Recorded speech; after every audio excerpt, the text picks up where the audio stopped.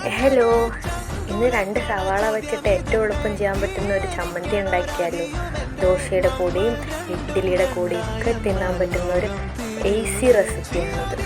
അതിനായി ആദ്യം ചട്ടി ചൂടാക്കി 2 ടേബിൾ സ്പൂൺ വെളിച്ചെണ്ണ ഒഴിച്ച ശേഷം അതിലോട്ട് അരിഞ്ഞു വെച്ചേക്കുന്ന സവാളയും വെളുത്തുള്ളിയും ചേർത്ത് ചെറുതായിട്ടൊന്ന് ഇളക്കിയതിന് ശേഷം കുറച്ച് പുളി, വാളംപുളിയും കൂടെ ചേർക്കുക.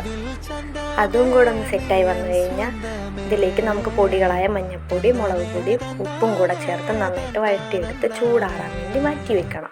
ആ സമയം കൊണ്ട് ഞാനിവിടെ ദോശയും കൂടെ സെറ്റാക്കുന്നുണ്ടേ. ഒന്ന് സബ്സ്ക്രൈബ് ചെയ്തേക്കണേ. ഒന്ന് തണുത്ത് വരുമ്പോഴത്തേക്ക് നമുക്ക് ഇവനെ ചാറിലാക്കി ഒന്ന് അരച്ചെടുത്തിട്ട് നല്ല പേസ്റ്റ് രൂപത്തിൽ.